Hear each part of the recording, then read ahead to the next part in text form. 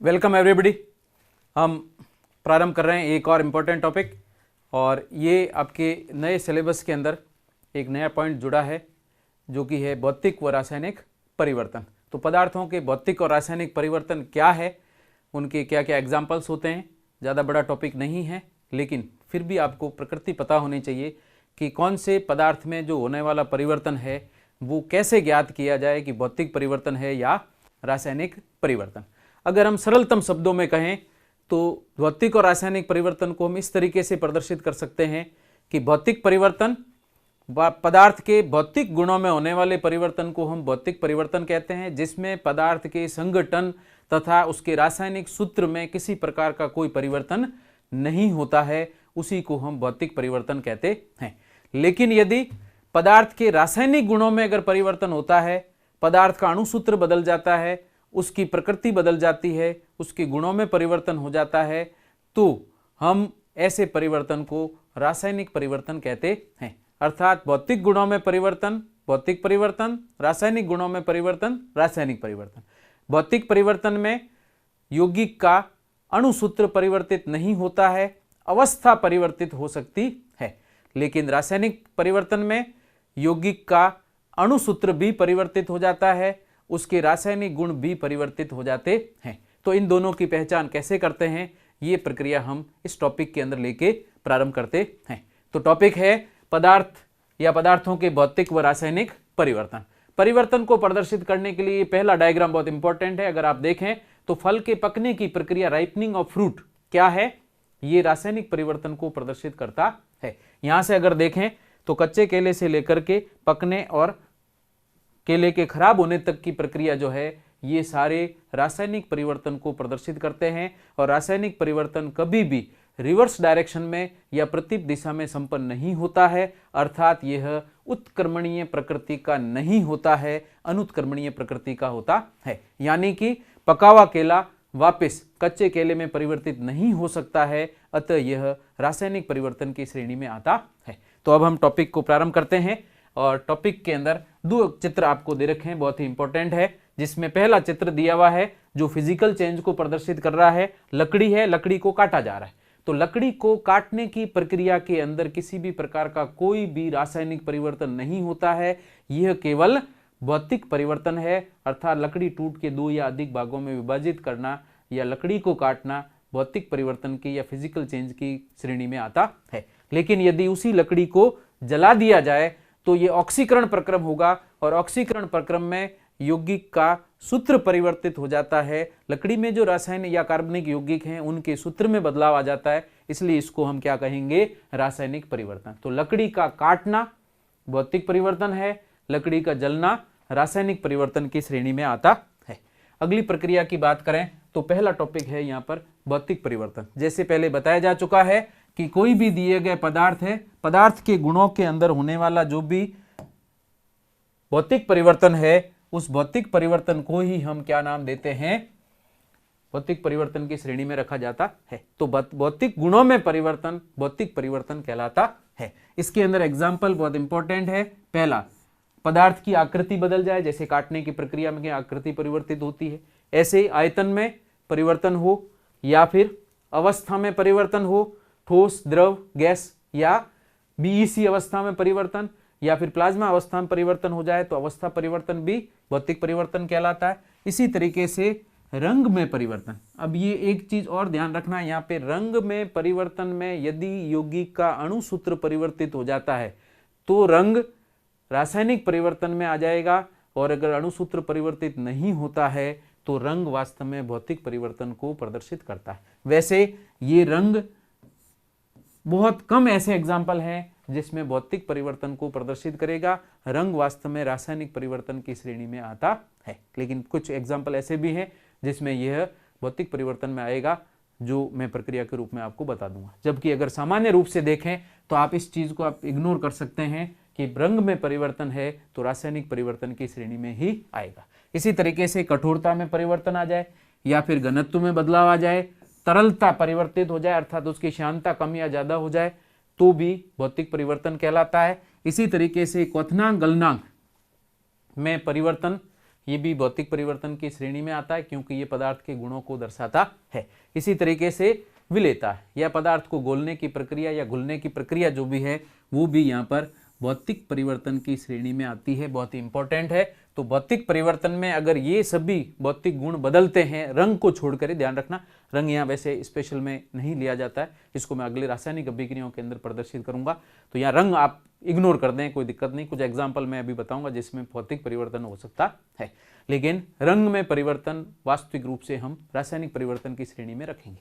तो इन भौतिक गुणों में परिवर्तन ही भौतिक परिवर्तन कहलाते हैं। और उसमें प्रकृति है कि भौतिक परिवर्तन हमेशा उत्क्रमणीय प्रकृति के होते हैं।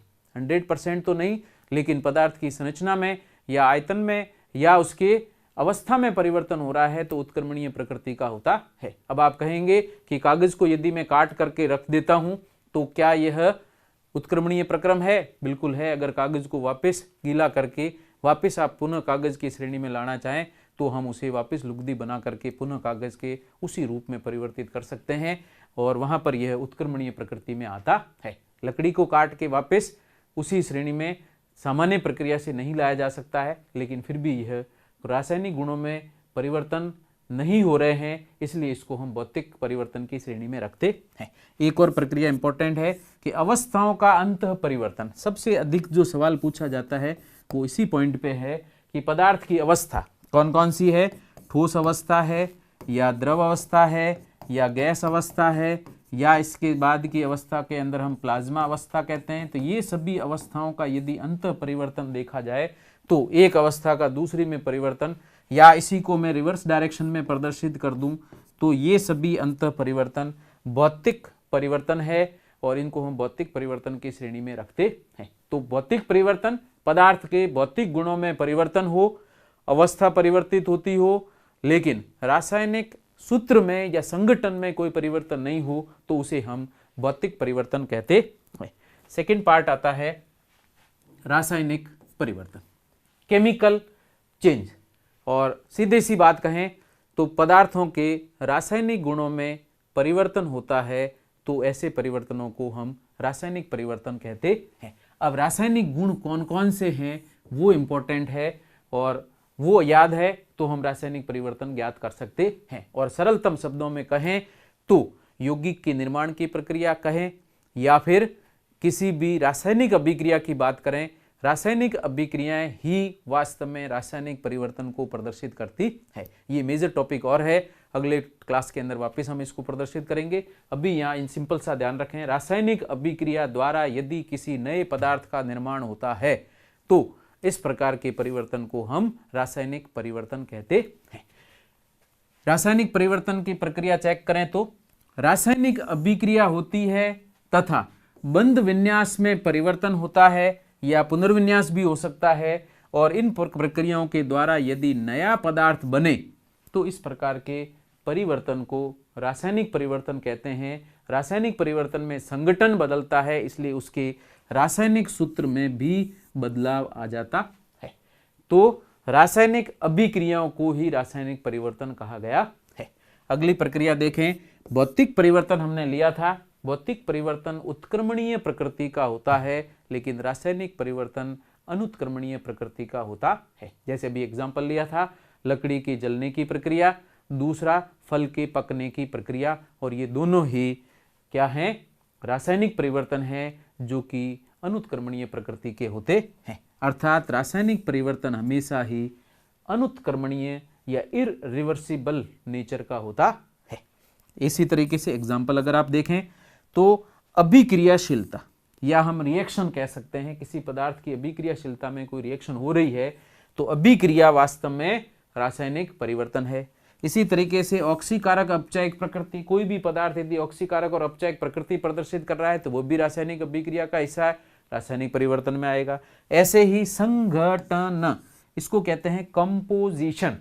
कंपोजिशन या रासायनिक सूत्र जो बात कर रहे हैं हम, जैसे अणु का सूत्र है या यौगिक के सूत्र की हम बात कर रहे हैं, तो जो सूत्र दिया गया है वह सूत्र वास्तव में निश्चित परमाणु संख्या युक्त होता है और उसी को हम संघटन कहते हैं, जिसमें तत्व निश्चित भारात्मक अनुपात में रासायनिक संयोग द्वारा यौगिक का निर्माण करते हैं, उसी को हम संघटन की श्रेणी में रखते हैं। जैसे जल में हाइड्रोजन और ऑक्सीजन के अभिक्रिया में दोनों का भारात्मक अनुपात 1:8 निश्चित रहता है, इसका मतलब उनका संघटन स्थिर रहता है। लेकिन यदि संघटन परिवर्तित हो जाए तो वही रासायनिक परिवर्तन की श्रेणी में आता है। तो अर्थात अभिक्रिया, ऑक्सीकारक अपचय एक प्रकृति या संगठन या किसी भी प्रकार की रासायनिक अभिक्रिया जिसमें रंग परिवर्तित हो सकता है, किसी अभिक्रिया के अंदर गैस निष्कासित हो सकती है, गैस का अवशोषण हो सकता है, अभिक्रिया के अंदर कार्बन डाइऑक्साइड को जल में अगर घोल करके प्रदर्शित किया जाए तो H2CO3 बन रहा है, अमोनिया जल में घोल की दिया जाए तो अमोनियम हाइड्रोक्साइड बन रहा है। तो ये सभी रासायनिक परिवर्तन की श्रेणी में आते हैं जिसमें रासायनिक अभिक्रिया संपन्न होती है। तो इस तरीके से ये परिवर्तन जिसमें रासायनिक गुण बदल रहे हैं रासायनिक परिवर्तन कहलाता है। अब हम इंपॉर्टेंट बात कर रहे हैं, कुछ मैं सामान्य एग्जाम्पल लेके चल रहा हूं जिसमें कौन से प्रकार का परिवर्तन है वो पता करेंगे और उसके बाद में मैं ब्लैंक एग्जाम्पल लूंगा, आपको उसका आंसर बताना है कि कौन सा परिवर्तन है। तो सबसे पहले हम ले रहे हैं परिवर्तन कौन से प्रकार का है और इसको हम कौन सी श्रेणी में रखते हैं, भौतिक परिवर्तन है या रासायनिक परिवर्तन। तो उसमें सबसे पहला पॉइंट यहाँ पर दिया हुआ है कि बर्फ का जल में और जल का भाप में परिवर्तन। बर्फ ठोस अवस्था, जल द्रव अवस्था, भाप गैस अवस्था। तो अवस्था परिवर्तित हो रही है लेकिन जल के अणु सूत्र अर्थात H2O के संगठन में कोई परिवर्तन नहीं हो रहा है, अतः यह भौतिक परिवर्तन है। और इसे हम भाप को वापस ठंडा करके द्रव में जल में बदल सकते हैं और जल को अधिक ठंडा करके हम वापस बर्फ में भी परिवर्तित कर सकते हैं। उत्क्रमणीय प्रकृति का है और इसको हम भौतिक परिवर्तन कहते हैं।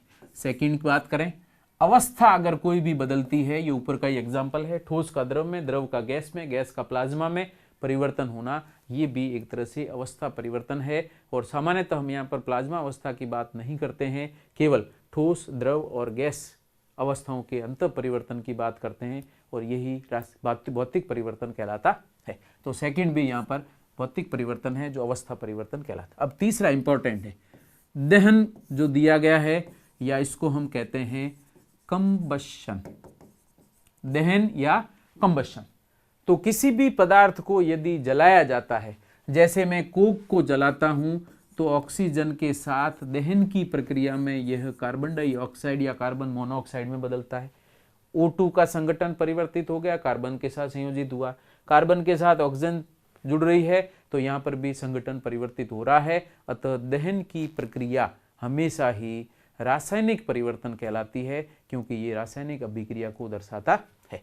इसी तरीके से ऑक्सीकरण व अपचयन, सभी प्रकार के ऑक्सीकरण अपचयन हमेशा रासायनिक परिवर्तन की श्रेणी में आते हैं जिनमें इलेक्ट्रॉनों का आदान प्रदान होता है और पदार्थ के संगठन में परिवर्तन होता है और उनके गुण बदलते हैं। तो उन सभी को हम रासायनिक अभिक्रियाएं कहते हैं और इसीलिए इसका नाम है रासायनिक परिवर्तन। अर्थात ऑक्सीकरण, अपचयन प्रक्रिया, ये सभी रासायनिक अभिक्रियाएं रासायनिक परिवर्तन कहलाती।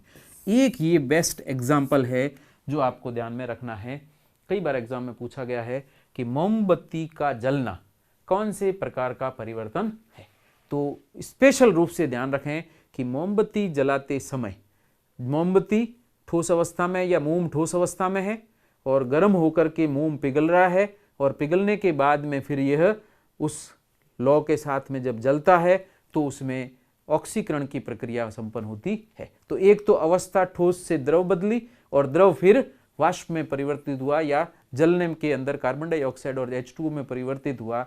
तो इस तरीके से यह दो परिवर्तन को प्रदर्शित करता है। एक तो ठोस से द्रव में परिवर्तन, अवस्था परिवर्तन, भौतिक परिवर्तन है। दूसरा, उस द्रव का दहन हो रहा है, जलना हो रहा है या ऑक्सीकरण हो रहा है, तो ये भी रासायनिक परिवर्तन की श्रेणी में आता है। अतः यह रासायनिक परिवर्तन है। तो मोमबत्ती का जलना भौतिक व रासायनिक दोनों परिवर्तनों को प्रदर्शित करता है, अर्थात यह भौतिक रासायनिक दो प्रकार के परिवर्तन दर्शाता है। बहुत इंपॉर्टेंट है, इंपॉर्टेंट एग्जाम्पल आपको ध्यान में रखना है। नेक्स्ट एक और है, छठे नंबर पे मक्खन का पिघलना। इसमें भी ठोस से द्रव अवस्था में परिवर्तन हो रहा है और ये भी भौतिक परिवर्तन की श्रेणी में आता है। इसी तरीके से लोहे पर जंग लगना इंपॉर्टेंट है। लोहे पर जंग लगने की प्रक्रिया, यहाँ पर गलत छप गया है, तो भौतिक परिवर्तन नहीं है। तो लोहे पर जंग लगने की प्रक्रिया के अंदर लोहे का ऑक्सीकरण होता है और जल योजित आयरन ऑक्साइड या लोहे का ऑक्साइड जल योजित अवस्था में प्राप्त होता है, उसी को हम जंग कहते हैं। इसका मतलब आयरन यहां पर या Fe जो दिया गया है, ये वायुमंडलीय ऑक्सीजन व नमी के साथ अभिक्रिया करके Fe2O3 और साथ में XH2O युक्त जंग बनाता है या रस्ट बनाता है, और इसी को हम कहते हैं लोहे का जंग।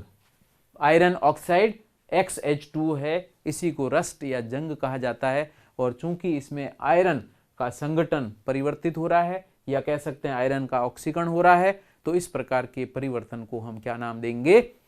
रासायनिक परिवर्तन है, भौतिक परिवर्तन नहीं है। तो यहाँ पर ये गलत छप गया है, तो ये यहाँ पर आप नोट कर लें, ये रासायनिक परिवर्तन को प्रदर्शित करता है। तो लोहे पर जंग लगने की प्रक्रिया क्या है? रासायनिक परिवर्तन को दर्शाती है। नेक्स्ट हम बात करें दूध का दही में परिवर्तन। ये भी इंपॉर्टेंट चीज है कि दूध से दही में परिवर्तन की प्रक्रिया के अंदर यहाँ पर लैक्टिक अम्ल की मात्रा बहुत अधिक बढ़ जाती है और इस तरीके से इसमें रासायनिक परिवर्तन हो रहा है, अतः यह रासायनिक परिवर्तन का उदाहरण है। और चूंकि ये अनुत्क्रमणीय प्रकृति का भी है, तब भी हम कह सकते हैं कि यह रासायनिक परिवर्तन है। तो सिंपल हो गया, रासायनिक अभिक्रिया द्वारा पदार्थ के गुण पूर्णतः परिवर्तित हो जाए तो उसे हम रासायनिक परिवर्तन, और यदि पदार्थ की केवल अवस्था बदल रही हो, संगठन परिवर्तित नहीं होता है, तो उसको हम भौतिक परिवर्तन कहते हैं। और इन सभी में सबसे बेस्ट एग्जाम्पल है नंबर 5, मोम का जलना। भौतिक और रासायनिक सम्मिलित परिवर्तन को दर्शाता है। केवल कहे मोम का पिघलना, क्या कहे? मोम का पिघलना, तो केवल भौतिक परिवर्तन है। मोम का जलना क्या है? ये रासायनिक परिवर्तन है। लेकिन केवल मोमबत्ती का जलने की बात की जाए तो यहाँ पर हम दोनों चीजें एक साथ प्रदर्शित करते हैं, तो उसे हम भौतिक और रासायनिक परिवर्तन कहेंगे। इंपॉर्टेंट है और कुछ ऑप्शन पर भी डिपेंड करता है कि वहां पर ऑप्शन में एक से ज्यादा दिए गए हैं।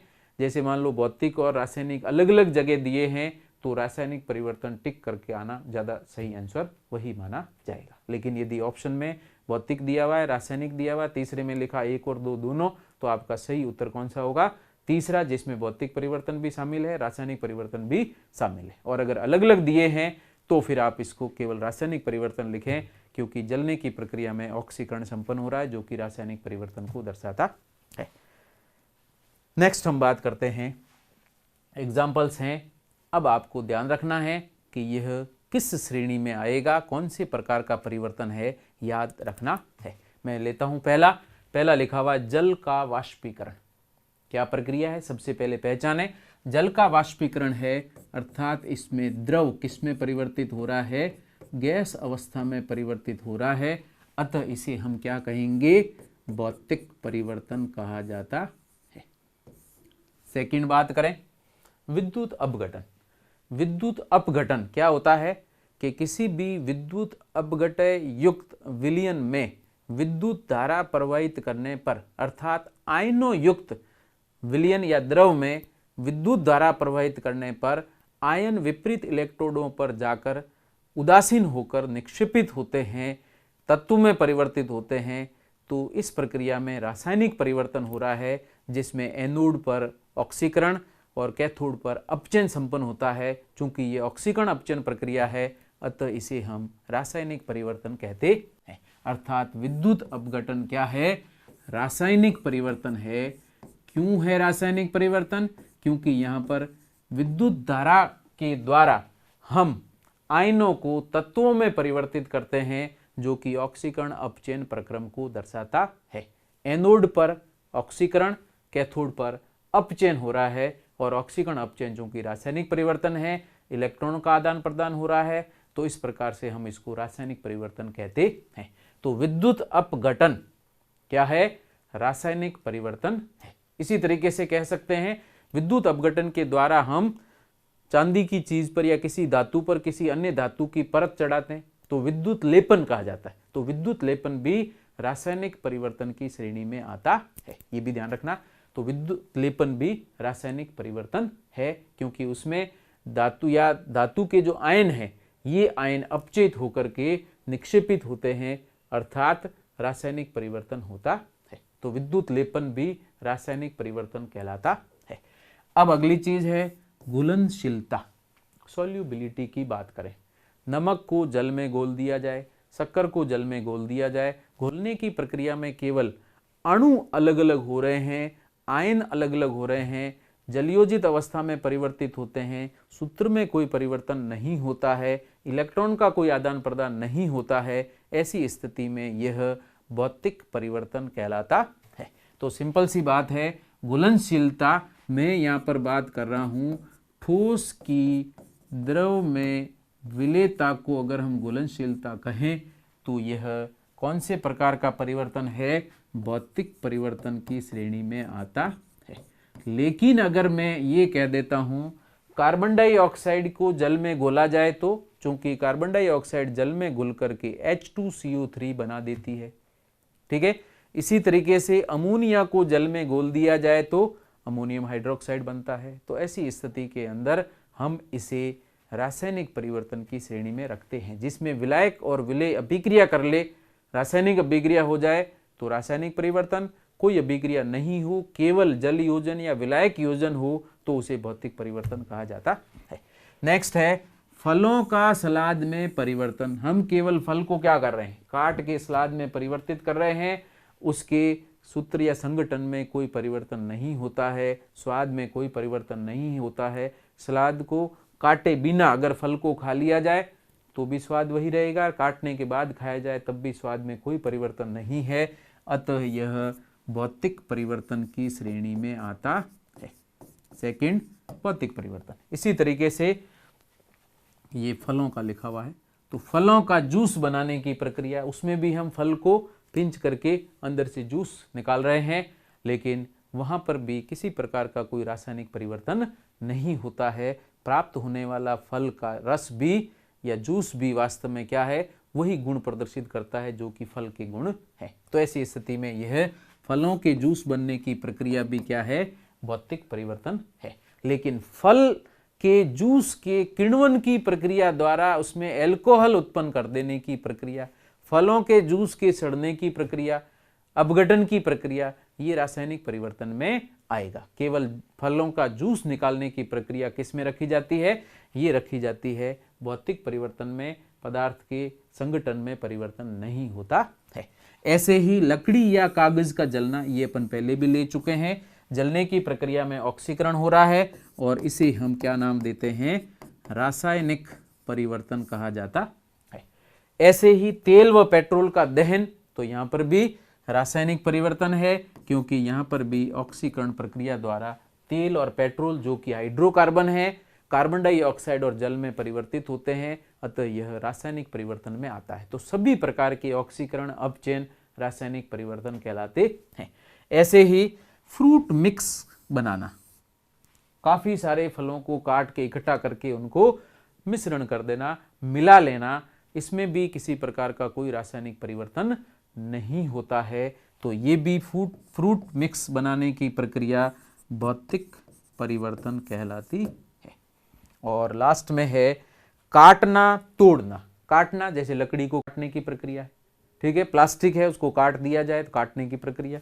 तोड़ने की प्रक्रिया, पेन है मोड़ के तोड़ दिया जाए, पेपर है तोड़ दिया जाए। एक और एग्जाम्पल एग्जाम में पूछा गया है कि कागज को लेकर के बिल्कुल एकदम टर्न कर दिया जाए या बिल्कुल एकदम टेढ़ा मेढ़ा मरोड़ तोड़ दिया जाए, तो ये कौन से परिवर्तन को दर्शाता है। तो सिंपल सा है, कागज को मोड़ करके किसी भी तरीके से अनशेप कर दिया जाए तो यह प्रक्रिया भी भौतिक परिवर्तन है, रासायनिक परिवर्तन नहीं है।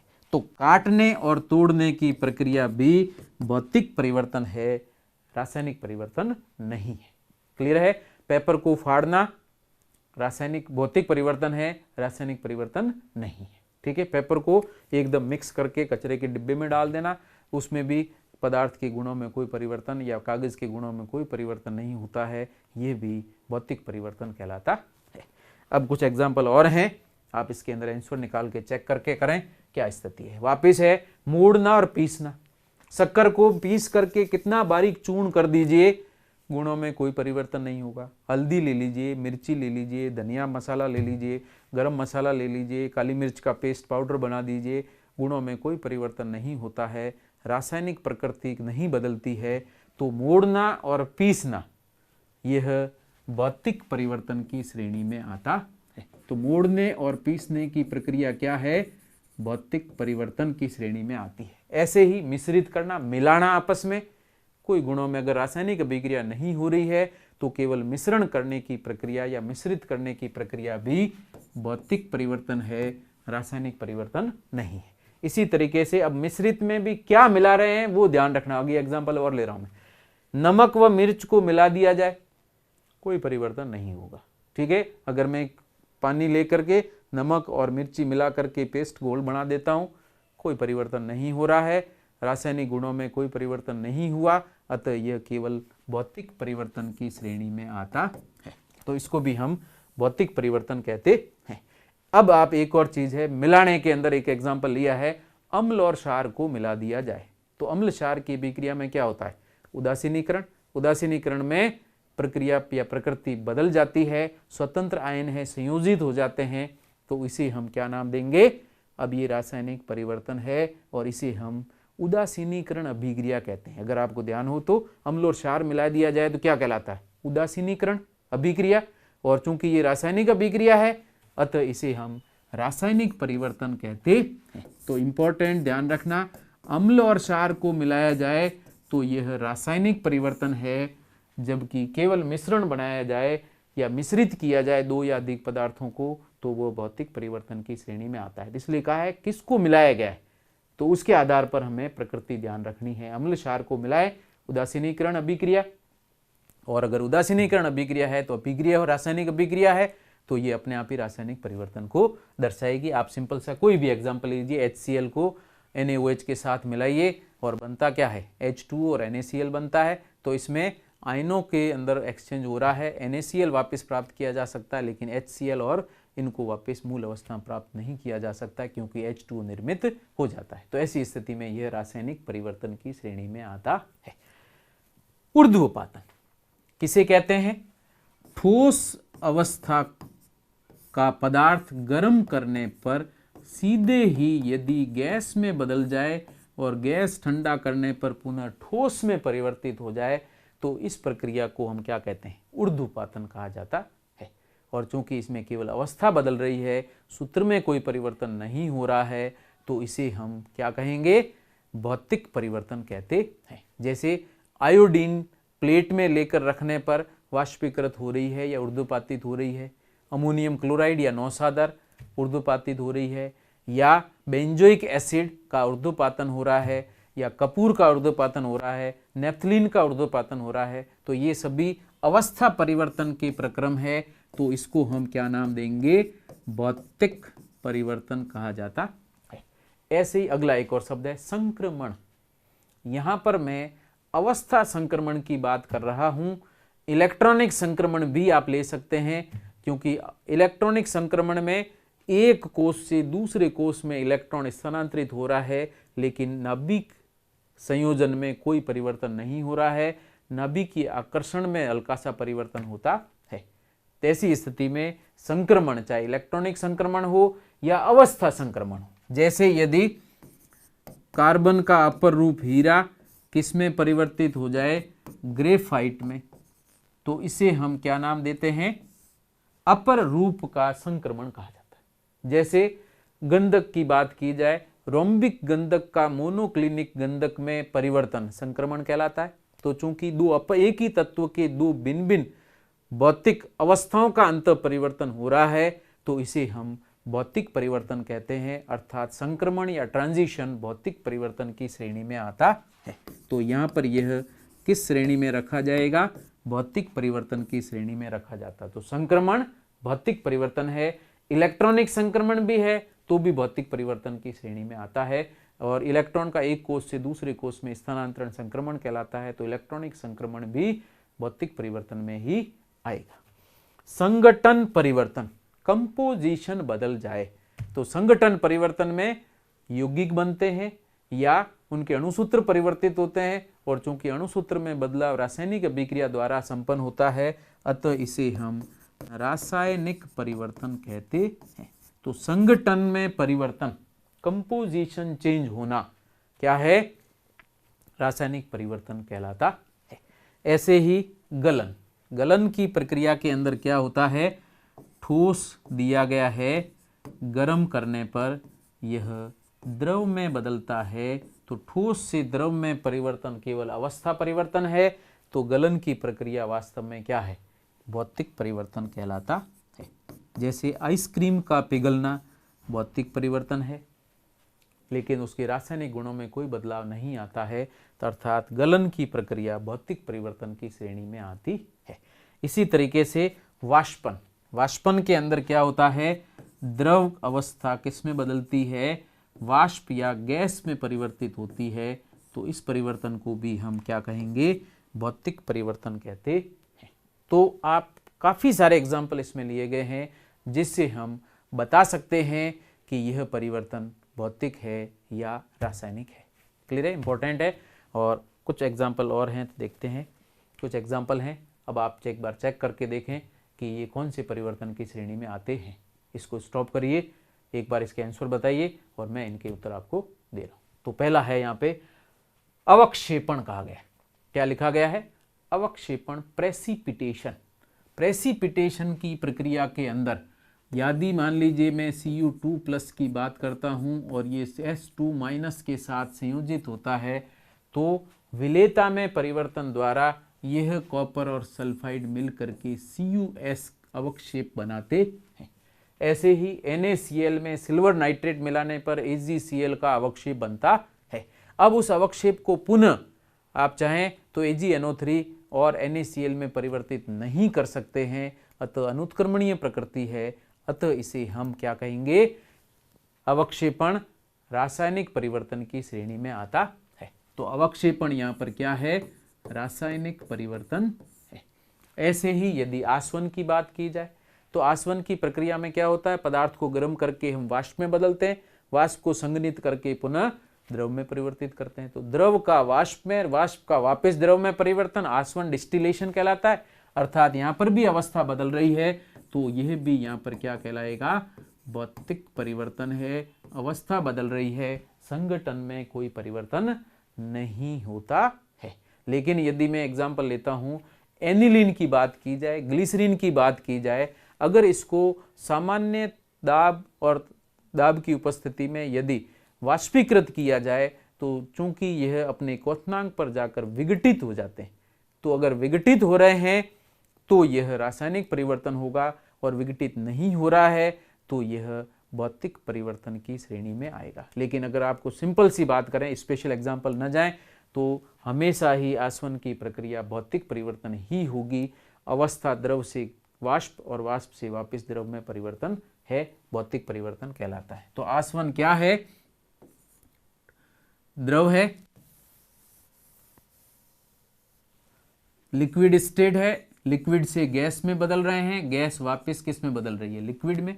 और ये दोनों स्टेप, पहले स्टेप को कहा जाता है वाष्पीकरण, दूसरे को कहते हैं संघनन। तो वाष्पीकरण और संघनन दोनों अवस्था परिवर्तन है, अतः आसवन भौतिक परिवर्तन कहलाता है।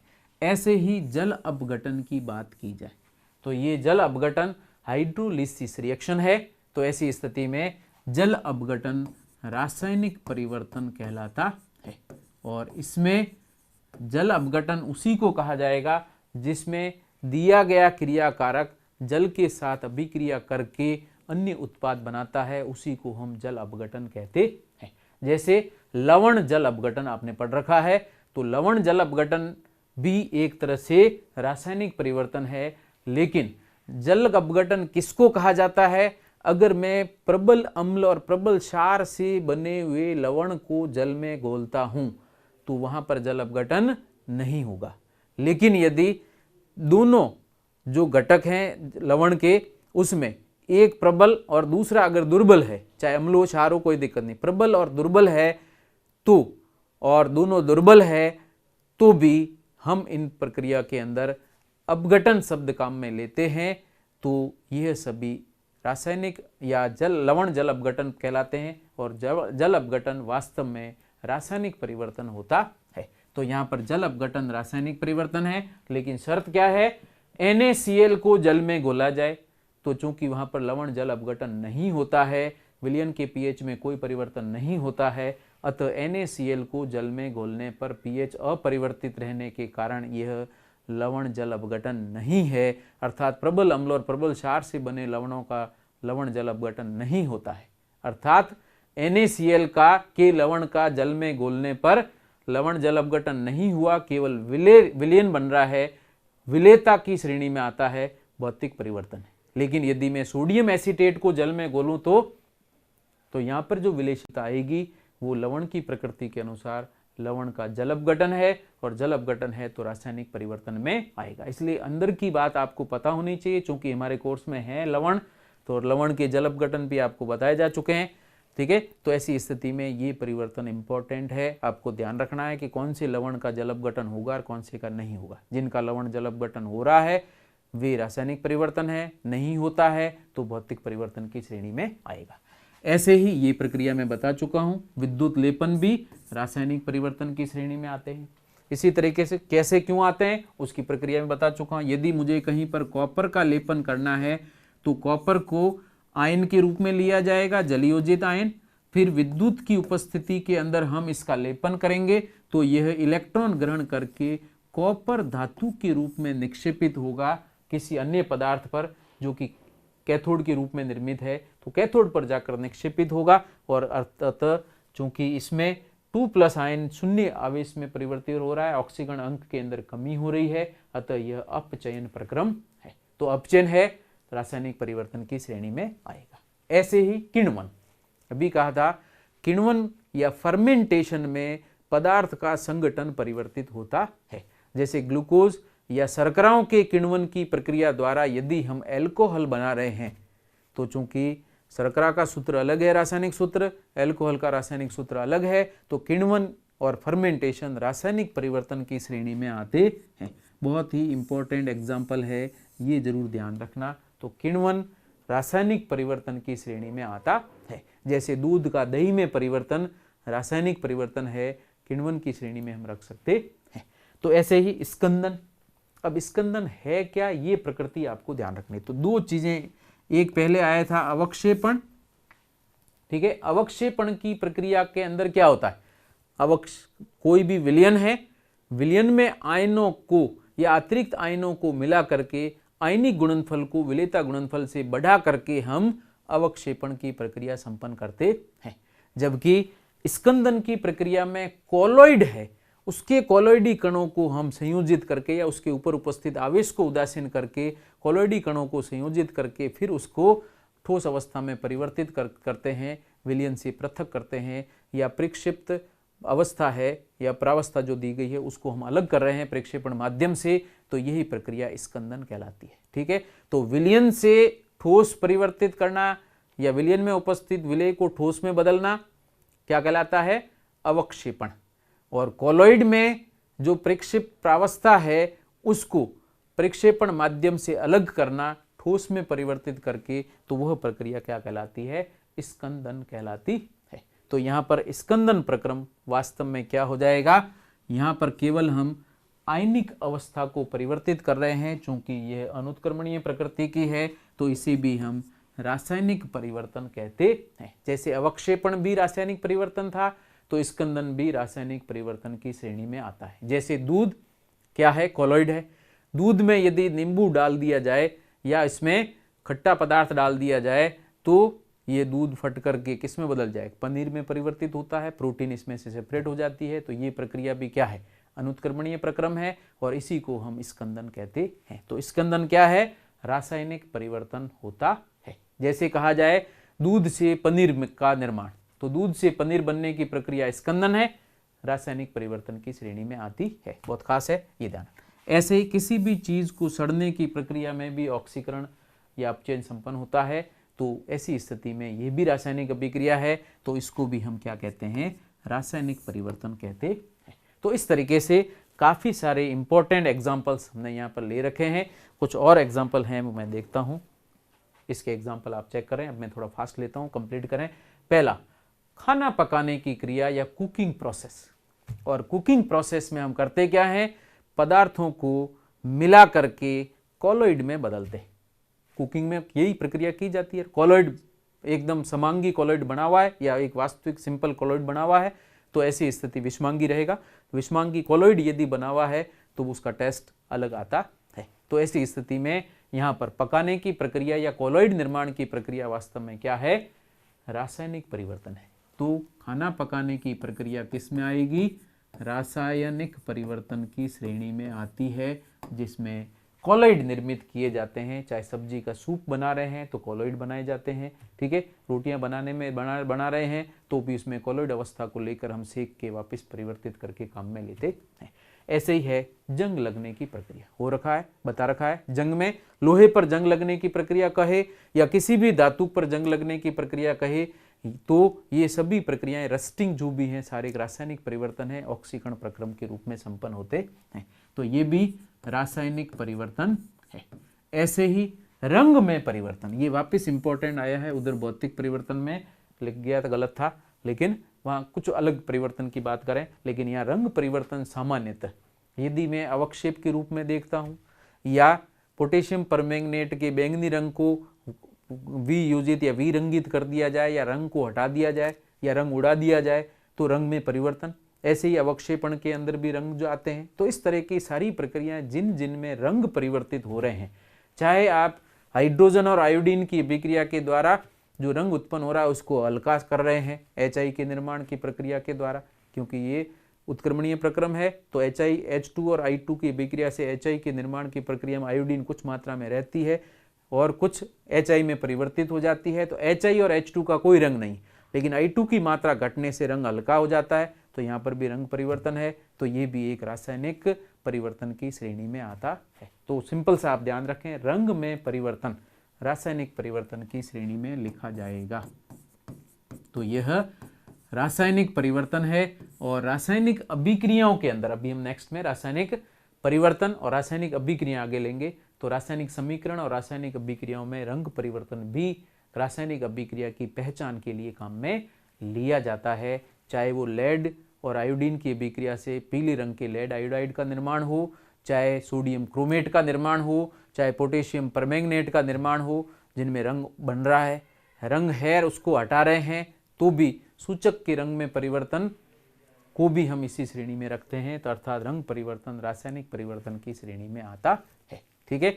तो ये इंपॉर्टेंट है। अब रंग सूचक के रंग में परिवर्तन को वैसे कंट्रोवर्शियल है, कुछ जगह भौतिक परिवर्तन लिखा जाता है, कुछ जगह रासायनिक परिवर्तन, लेकिन हम यहाँ केवल रंग परिवर्तन की बात करें और डाई का रंग या सूचक के रंग की बात नहीं करें तो सभी रंग परिवर्तन को हम रासायनिक श्रेणी में या रासायनिक परिवर्तन में रखते हैं, ठीक है। वैसे सूचक का रंग परिवर्तन भौतिक परिवर्तन है, अगर आप देखें तो प्रक्रिया आपको स्पष्ट हो जाएगी, क्योंकि उत्क्रमणीय प्रक्रम के रूप में काम करता है।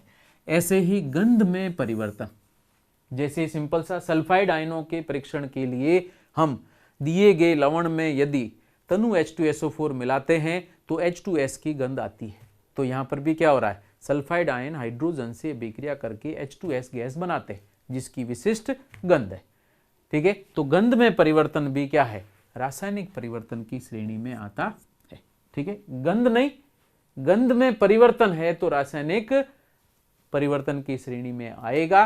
गंध नहीं, केवल आप कहें कि सेंट की गंध आ रही है तो ये गंध आना परिवर्तन नहीं है, एक केवल प्रकृति परिवर्तित हो रही है, हम इसको केवल महसूस कर रहे हैं, वो अलग प्रोसेस है। जबकि रंग अगर बदल रहा है, गंध बदल रही है, तो उस प्रक्रिया को हम रासायनिक परिवर्तन कहते हैं। ऐसे अंडे को गर्म करने पर अंडे का जम जाना, जमने की प्रक्रिया, या प्रोटीन का ठोस में परिवर्तन, ये भी रासायनिक परिवर्तन है। इंपॉर्टेंट, उसके रासायनिक परिवर्तन में प्रोटीन विकृत हो रही है, तो प्रोटीन का विकृतीकरण हो रहा है और प्रोटीन विकृतीकरण अनुत्क्रमणीय प्रक्रम है। तो ऐसी स्थिति में यह रासायनिक परिवर्तन की श्रेणी में आता है। ऐसे ही पौधों की वृद्धि होना, जिसमें प्रोटीन संश्लेषित हो रही है, प्रोटीन का निर्माण हो रहा है, अणुसूत्र नए बन रहे हैं, अणु या यौगिक बन रहे हैं, तो ये भी एक तरह से रासायनिक परिवर्तन की श्रेणी में लिखा जाता है। ऐसे ही अगला एग्जाम्पल है लोह चूर्ण या बालू को मिलाना, मिश्रण करना है, जिसमें लोह चूर्ण और बालू में कोई रासायनिक अभिक्रिया नहीं होती है। यह विषमांगी मिश्रण है और इसे हम केवल भौतिक परिवर्तन कहेंगे, यह रासायनिक परिवर्तन नहीं है। तो क्या कहलाएगा, ये भौतिक परिवर्तन कहलाता है। ऐसे ही खाना पकाना, कुकिंग ऊपर आ चुका है, तो खाना पकाना भी रासायनिक परिवर्तन है जिसमें खाने का स्वाद परिवर्तित होता है। तो इस तरीके से यह खाना पकाना, स्वाद में परिवर्तन रासायनिक परिवर्तन की श्रेणी में आएगा, कॉलॉइड निर्मित होते हैं। अगर मैं गोल्ड से या सिल्वर से सिल्वर सॉल बनाता हूं तो क्या है ये, तो सिल्वर सॉल का निर्माण रासायनिक परिवर्तन है। तो इस तरीके से मैक्सिमम एग्जांपल्स यहाँ पर आ चुके हैं जिसमें भौतिक और रासायनिक परिवर्तन को हम प्रदर्शित करते हैं। ठीक है, इसके अलावा कुछ और एग्जाम्पल हैं, आप तत्काल एग्जाम्पल देखें या उत्तर बताएं। रबड़ को खींचना, रबड़ को खींचें, स्ट्रेच हो जाता है, छोड़ें, वापस मूल अवस्था में आ जाता है, अर्थात कोई रासायनिक परिवर्तन नहीं हो रहा है, तथा रबड़ का खींचना केवल क्या है, भौतिक परिवर्तन है। माचिस का जलना, जलने की सभी प्रक्रियाएं जिसमें माचिस के जलने की प्रक्रिया, फॉस्फोरस है तो ऑक्सीकृत होकर ऑक्साइड में परिवर्तित हो जाएगा, नाइट्रेट है टूट करके NO2 नाइट्रोजन में परिवर्तित होते हैं, तो माचिस का जलना रासायनिक परिवर्तन है। विस्फोट पदार्थ का विस्फोट होना, जिसमें गैस ठोस पदार्थ है, तत्काल अभिक्रिया द्वारा गैस में बदलता है, यही विस्फोट है। अर्थात अवस्था बदल रही है लेकिन संगठन में भी परिवर्तन हो रहा है, अतः यह रासायनिक परिवर्तन है, अर्थात विस्फोट। पटाखा फोड़ना, पटाखे को फोड़ो, ठीक है, बम फोड़ने की प्रक्रिया, एटम बम वगैरह जो भी हैं, तो सारी प्रक्रियाएं, पटाखे या विस्फोट जितने भी हैं, विस्फोटक पदार्थ हैं, वो सभी रासायनिक अभिक्रियाओं के एग्जाम्पल है। इसी तरीके से आया प्रकाश संश्लेषण, इसमें भी कार्बन डाइऑक्साइड और जल सूर्य के प्रकाश और क्लोरोफिल की उपस्थिति में रासायनिक अभिक्रिया द्वारा ग्लूकोज का निर्माण कर रहे हैं या कार्बोहाइड्रेट बना रहे हैं। तो इस प्रक्रिया में क्या हो रहा है, रासायनिक संगठन बदल रहा है, तो ये भी रासायनिक परिवर्तन का एग्जाम्पल है। ऐसे ही श्वसन, श्वसन प्रकाश संश्लेषण की विपरीत प्रक्रिया। प्रकाश संश्लेषण में ग्लूकोज या कार्बोहाइड्रेट बना, कार्बोहाइड्रेट हमने खाया, खाने के बाद में भोजन के अंदर उसका पाचन हो जाता है, पाचन होने के बाद में ग्लूकोज बना और ग्लूकोज आपकी कोशिकाओं में जाके श्वसन के द्वारा वापस कार्बन डाइऑक्साइड और जल में बदलता है। तो प्रक्रिया क्या हुई, प्रकाश संश्लेषण की विपरीत प्रोसेस, और प्रकाश संश्लेषण के विपरीत प्रोसेस में रासायनिक अभिक्रिया हो रही है, तो श्वसन भी रासायनिक परिवर्तन है, रेस्पिरेशन भी केमिकल चेंज की श्रेणी में आता है। और ऊष्मा परिवर्तन, हीट चेंज, किसी भी रासायनिक अभिक्रिया में ऊष्माशोषी हो या ऊष्माक्षेपी अभिक्रिया हो, तो जिसमें ऊष्मा का उत्सर्जन और अवशोषण हो रहा हो, ऐसी रासायनिक अभिक्रियाओं को ऊष्माशोषी ऊष्माक्षेपी अभिक्रिया कहते हैं। और जहां भी ऊष्मा परिवर्तन होता है वहां पर हमेशा ही रासायनिक परिवर्तन ही होगा। तो अंतिम एग्जाम्पल भी यहाँ पर रासायनिक परिवर्तन का एग्जाम्पल है। शरीर का गर्म होना, सर्दियों में शरीर के टेम्परेचर को मेंटेन करके रखना, ये भी क्या है, रासायनिक परिवर्तन है, जिसमें ATP परिवर्तित होकर के आपके शरीर को ऊष्मा प्रदान करते हैं। और शरीर में ऊष्मा मिलती कहाँ से है, भोजन के पाचन के द्वारा, श्वसन की प्रक्रिया के द्वारा हमें ऊर्जा प्राप्त होती है। तो ऊष्मा परिवर्तन भी रासायनिक परिवर्तन है, तो रासायनिक परिवर्तन की श्रेणी में रखे जाते हैं। और यहाँ पर आप ऊष्माशोषी ऊष्माक्षेपी रासायनिक अभिक्रियाएं पढ़ते हैं, तो चूंकि रासायनिक अभिक्रिया है तो रासायनिक परिवर्तन की श्रेणी में आती है। नेक्स्ट और एग्जाम्पल हैं कुछ, काफ़ी सारे एग्जाम्पल लिए हैं, मैक्सिमम जितने एग्जाम्पल संभव थे सारे ले रखे हैं। भोजन का पाचन, भोजन को पचाना, खाने के बाद में आपके आहार नाल के अंदर भोजन पचता है और पचने की प्रक्रिया के अंदर बायोकेमिकल रिएक्शंस होती हैं, जैव रासायनिक अभिक्रिया हो रही है, अर्थात यह रासायनिक परिवर्तन की श्रेणी में आएगा। ऐसे ही जल से बर्फ बनना, द्रव से क्या बन रहा है, लिक्विड से सॉलिड बन रहा है, अवस्था परिवर्तित हो रही है, अतः यह क्या हो जाएगा, भौतिक परिवर्तन की श्रेणी में आएगा। ऐसे ही क्रिस्टलीकरण, क्रिस्टलाइजेशन, क्रिस्टलीकरण में केवल आयन है संग्रहित होकर के, जलयोजित होकर के निश्चित संरचना युक्त अणु का निर्माण करते हैं। तो यहाँ पर क्रिस्टलीकरण की प्रक्रिया में रासायनिक सूत्र में कोई परिवर्तन नहीं होता है। शक्कर का बड़ा क्रिस्टल ले लीजिए या पीसने के बाद उसका पाउडर ले लीजिए या छोटा पीस ले लीजिए, गुणों में कोई परिवर्तन नहीं, संगठन में कोई परिवर्तन नहीं, अतः क्रिस्टलीकरण भी भौतिक परिवर्तन की श्रेणी में आता है, रासायनिक परिवर्तन नहीं। ऐसे ही मोमबत्ती का जलना, ये प्रक्रिया हम पहले ले चुके हैं। दोनों प्रकार का परिवर्तन है, रासायनिक प्लस भौतिक, जिसमें भौतिक पहले है और फिर रासायनिक परिवर्तन होता है जिसमें दहन की प्रक्रिया संपन्न होती है। तो मोमबत्ती का जलना क्या है, भौतिक और रासायनिक दोनों परिवर्तन सम्मिलित होते हैं। ठीक है, ऐसे ही अगर मान लो ऑप्शन के हिसाब से चेंज कर देना, प्रक्रिया में पूरी डिटेल बता चुका हूं आपको, उत्तर को कैसे सिलेक्ट करना है। दोनों ऑप्शन दे रखे हैं तो दोनों सही है, और दोनों अलग अलग दे रखे हैं तो रासायनिक परिवर्तन इसका सही उत्तर माना जाएगा। नेक्स्ट है भौतिक अधिशोषण और रासायनिक अधिशोषण। लास्ट और बेस्ट एग्जाम्पल है भौतिक अधिशोषण केवल स्थिर विद्युत आकर्षण द्वारा संपन्न होता है।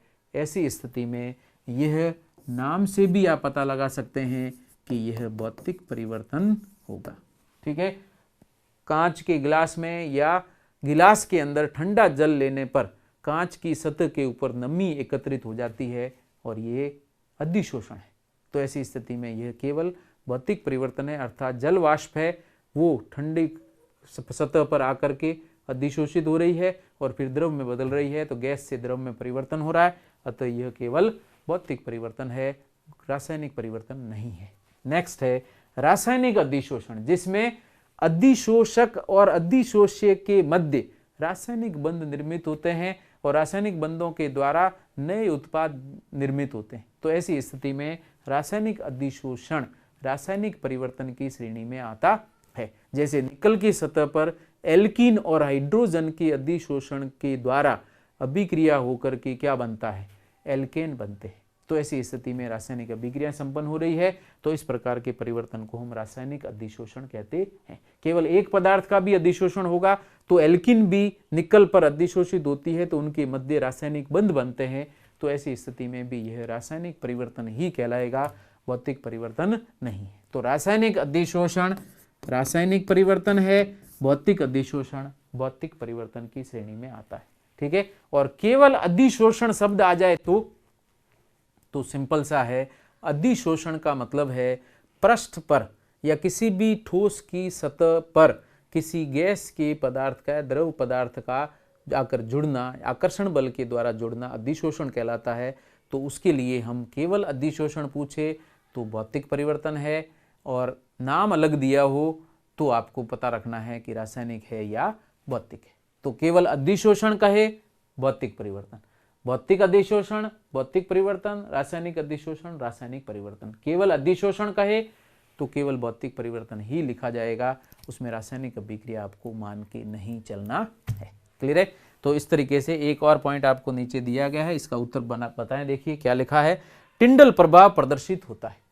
किसके द्वारा टिंडल प्रभाव दर्शाया जाता है? तो कॉलॉइड के द्वारा टिंडल का प्रभाव प्रदर्शित किया जाता है। कॉलॉइड विलयन नहीं कहते हो, ध्यान रखना, केवल कॉलॉइड कहा जाएगा। तो कॉलॉइड के द्वारा टिंडल प्रभाव प्रदर्शित किया जाता है। तो टिंडल प्रभाव है क्या? प्रकाश पथ का, अगर किसी भी कॉलॉइड में से प्रकाश को गुजारा जाए तो दृश्य प्रकाश परावर्तित होकर के उसका पथ स्पष्ट रूप से दिखाई देता है, या कोन बनता है, लाइट कोन निर्मित होता है, तो उसे हम टिंडल प्रभाव कहते हैं। तो इस तरीके से टिंडल प्रभाव कौन प्रदर्शित करता है? कॉलॉइड। एक अतिरिक्त सूचना आपको इसमें दी गई। अब लास्ट पार्ट है, और वह है कुछ एग्जाम्पल हैं जो हमने पहले पढ़ रखे हैं, आप पढ़ के उसके आंसर बताने की कोशिश करिए क्या क्या उत्तर आता है। तो ये रिकॉल के लिए है, रक्त व मूत्र का प्रयोगशाला में जांच करने की प्रक्रिया में या किससे की जाती है, ये आपको बताना है।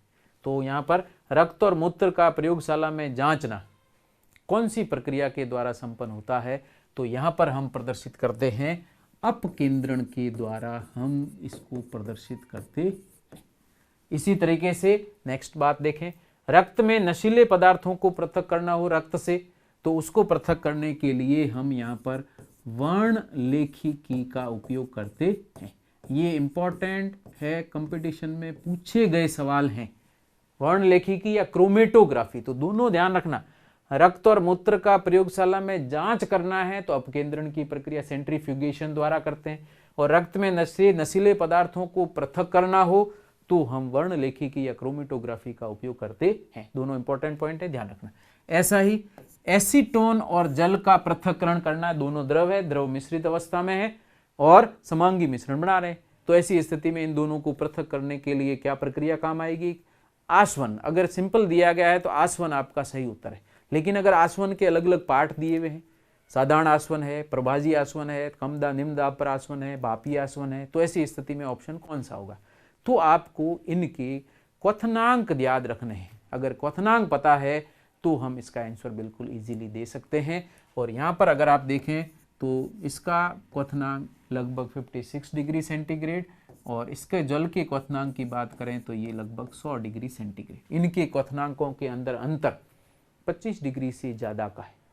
ठीक है, 25 से और 15 के बीच है तो परभाजी आसवन, 15 से 25 और इसके 25 से ज़्यादा है तो सभी जगह हम साधारण आसवन की विधि का उपयोग करते हैं, और 25 से कम हो जाए तो हम उसमें परभाजी आसवन का उपयोग करते हैं। तो ऐसी स्थिति में यह साधारण आसवन की विधि द्वारा पृथक होता है। तो साधारण आसवन ध्यान रखना, अगर केवल आसवन लिखा हो तो भी उत्तर बिल्कुल सही है। ठीक है, तो दो द्रवों को पृथक करने के लिए क्या काम में लेंगे, तो आप सिंपल आंसर दे सकते हैं, आसवन की प्रक्रिया काम में ली जाती। अगर द्रव स्पष्ट दे रखे हैं तो उनके क्वथनांकों को चेक किया करके बताना है कि साधारण आसवन है या परभाजी आसवन है। ऐसे ही सेकंड एग्जांपल है, वायुमंडलीय गैसों को अलग अलग करना है, नाइट्रोजन को अलग करना है, ऑर्गन अलग करनी है, ऑक्सीजन अलग करनी है, तो इनको अलग करने के लिए हम परभाजी आसवन का उपयोग करते हैं। परभाजी आसवन प्रयुक्त किया जाता है। ऐसे ही दो इंपॉर्टेंट पॉइंट हैं, ये लास्ट पॉइंट है, प्रक्रिया को स्पष्ट रूप से पढ़ के इसका उत्तर हम सही से बता सकते हैं। कॉपर सल्फेट का शुद्धिकरण की बात कर रहे हैं, तो कॉपर सल्फेट के शुद्धिकरण की प्रक्रिया और नमक के शुद्धिकरण की प्रक्रिया कैसे संपन्न की जाती है। यहाँ पर समुद्री जल से नमक सेपरेट नहीं कर रहे हैं, हम यहाँ केवल नमक को शुद्ध कर रहे हैं, और नमक और कॉपर सल्फेट दोनों ही जलयोजित लवण, ये जलयोजित लवण के रूप में क्रिस्टलीय पदार्थ हैं। तो क्रिस्टलीय पदार्थों को विलयन से पृथक करने के लिए या शुद्धिकरण करने के लिए हम कौन सी विधि का उपयोग करते हैं, क्रिस्टलीकरण का उपयोग करते हैं। तो ये दोनों ही बहुत इंपॉर्टेंट पॉइंट है। क्रिस्टलीकरण द्वारा हम किसी भी लवण का शुद्धिकरण करते हैं, और अगर नाम भी दिया जाए तो कॉपर सल्फेट का शुद्धिकरण, फेरस अमोनियम सल्फेट का शुद्धिकरण, फेरस सल्फेट का शुद्धिकरण, या कोई अन्य पदार्थ का शुद्धिकरण हो या नमक का शुद्धिकरण, क्रिस्टलीकरण की प्रक्रिया के द्वारा किया जाता है। तो इस तरीके से एक इम्पोर्टेंट पॉइंट, और यह नया टॉपिक जो आपके जुड़ा है, मैक्सिमम जितने एग्जाम्पल हो सकते थे मैंने मैक्सिमम एग्जाम्पल इसमें ले रखे हैं। आप इसको एक बार देखें और इसमें से कोई भी प्रश्न आएगा तो आपका प्रश्न गलत नहीं होगा। Thank you so much.